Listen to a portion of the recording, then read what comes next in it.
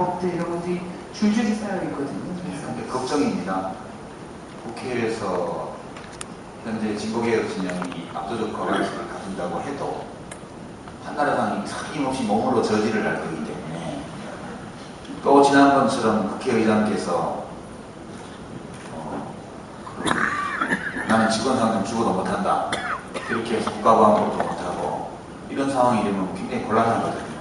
그렇죠. 그때 지돌려. 예, 그런데 그렇다고 해서 오로지 힘으로 또 모든 걸 하는 것도 꼭 좋은 건 아니고 고민이 많습니다, 사실은. 네, 그래서 압도적인에서 이 퍼센트가 한 뭐 적당히 과반 이런 정도는 도저히 안 될 것 같아요.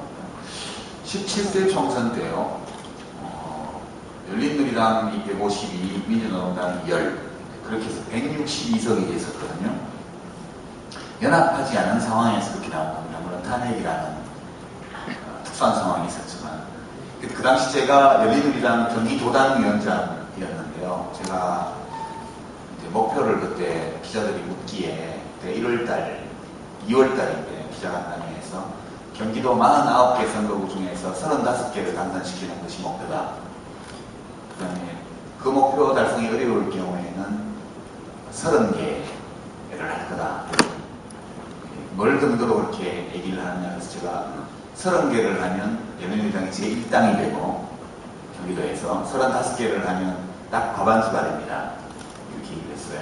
기자들이 다 비웃었는데 실제로 경기도에서 35개를 했고 딱 152석이 되었습니다. 당시에. 제가 이제 예측한 데는 일종의 그냥 전쟁이 식으로 별 부담 없이 들어주십시오.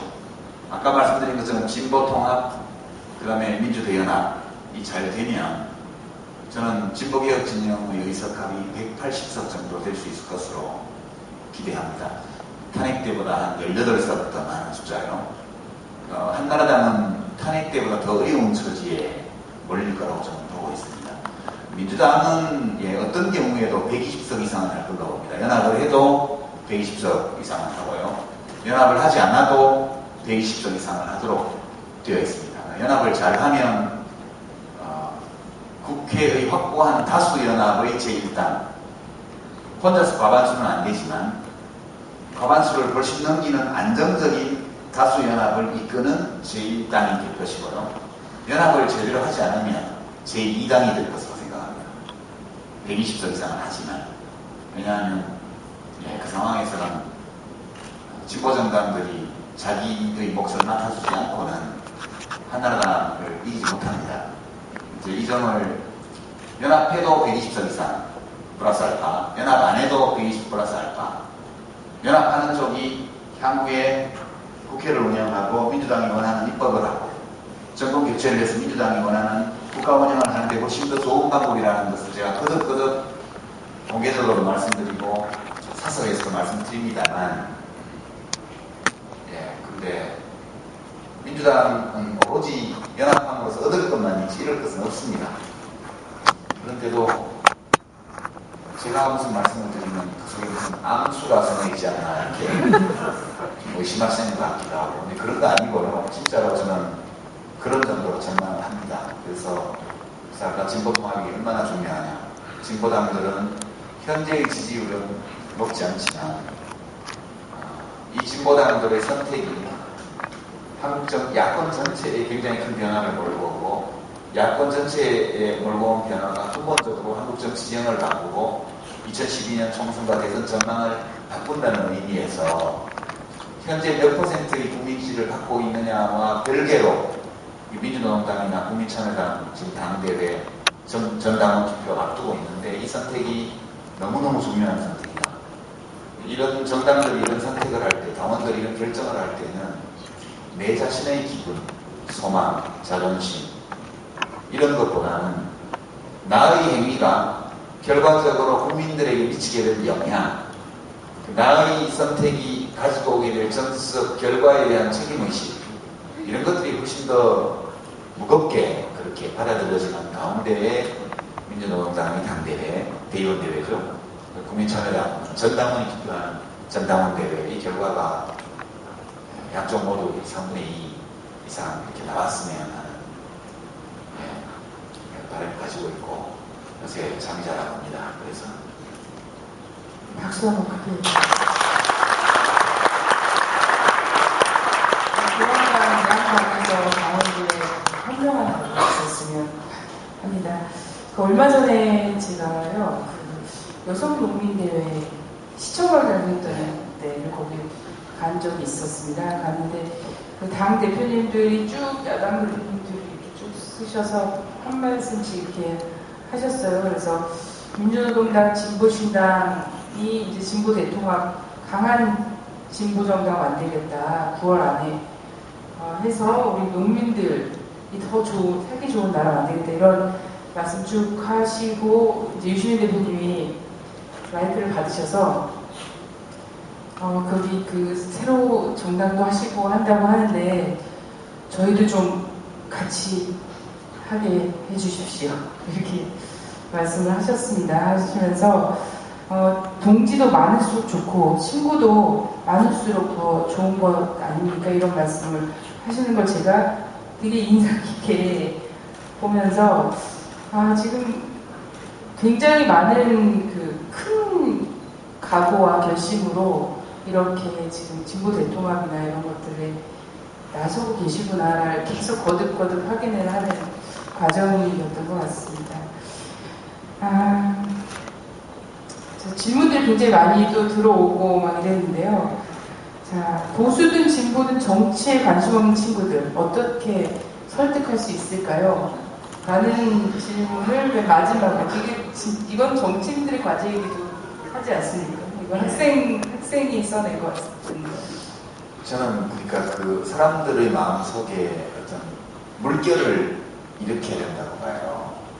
그러니까 그게 어떻게 가능한지는 그때그때 또 봐야 하는데 저도 이제 소위 짜증나는 정치를 하는 사람으로 굉장히 많은 지탄을 받았거든요. 그러니까 아까 말씀드린 알박기라는 비난도 받았고 그 다음에 눈앞에 이익에만 몰두한다 이런 비판도 많이 받았습니다. 그렇게 비판할 수 있는 면이 있겠죠.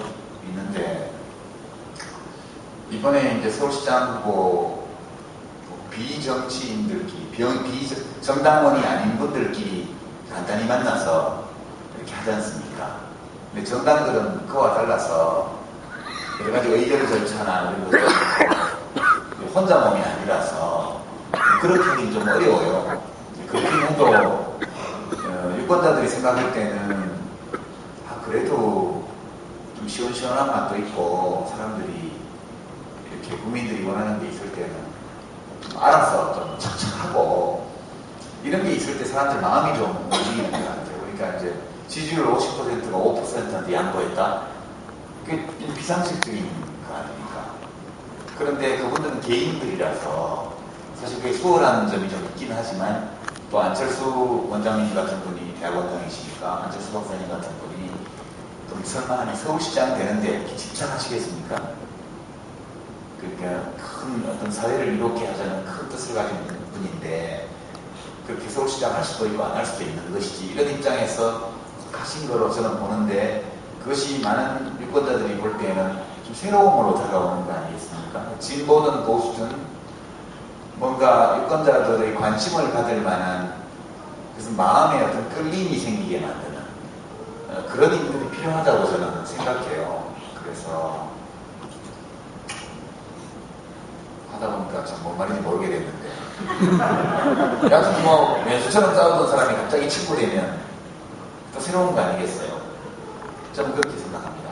그래서 일반적인 해법은 없지만 우리가 진보진영 같으면 저희가 아직도 열심히 하느라고 했지만 정성이 부족하고 이런 것도 많이 있겠죠. 아직까지 민주노동당 안에 아직도 완강하게 반대하시는 분들이 꽤 많으시다고 제가 듣고 있고 또 우리 참여당 안에서도 막 이제 혁신은 어디 가버리고 공학적인 통합 문제만 남았다고 일부 당원들이 적지 않은 당원들이 지금 당원대회를 보이콧하자고 지금 하고 있고 그런 어려운 상황입니다. 어려운 상황이고 이런 상황은 결국은 정치하는 사람들이 유권자들의 마음을 움직일 만한 그런 일들을 많이 못한 데서 기인한 것이다. 진보신당 문제도 지금 마찬가지고요. 그래서 이럴 때일수록 각 정치 세력을 어떤 대표하는 정치인들 또는 그 당 안에서 국민이 잘 모를지라도 큰 책임을 지고 있는 분들이 저는 좀 통 크게 마음을 열고 불가능한 걸로 보였던 일들이 현실이 될 수 있다는 걸 좀 보여드리고, 예, 그리고 너무 자기의 자존심을 내세우기보다는 좀 그렇잖아요. 그냥 지면 어때요? 그렇게 그냥 친구인데 친구가 뭐라 그러면 속으로 아씨 내가 잘못한 게 없는 게 이렇게 생각이 드는 경우에조차도 일단 그래도 미안하다고 그러고 내 앞으로 잘할게 그러면 좀 나아지지 않나.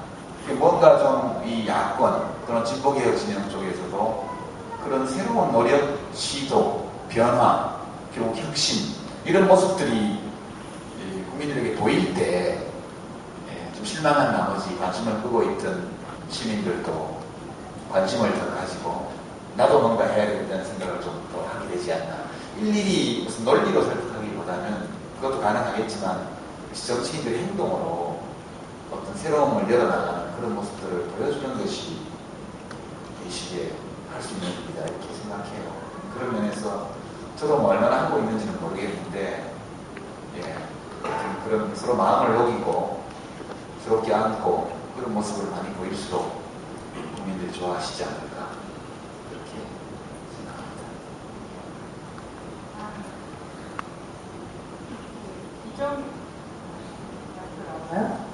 네. 예. 그 이정희 대표님하고 대담집이요. 미래의 진보. 예, 거기서 읽었던 구절 중에 저는 이 구절이 참 마음에 와닿았습니다. 아까 그 여성 농민 대회 때 그 말도 굉장히 제가 딱 서서 그 얘기를 딱 들었었거든요. 근데 이런 부분이었어요. 그 과거 정치, 특히나 이제 참여정부 시대에 뭐 이런 것들 두고 공과에 대한 얘기들도 많이 있고 그때 당시에 뭐 평가들이 되게 많이 분분한데요. 그때 당시 국가가 해야 할 일을 안 했다는 것은 당시 정부를 구성하고 있던 사람들의 책임이다. 제가 책임이 있습니다. 미안한데 미안하다고 말만 해서는 안 될 것 같고 악착같이 갚아야지 그런 결심하고 있습니다. 이런 구절이 있었습니다. 그래서 그 구절이 저는 좀 인상 깊어서 이렇게 줄을 치고 읽었었는데요.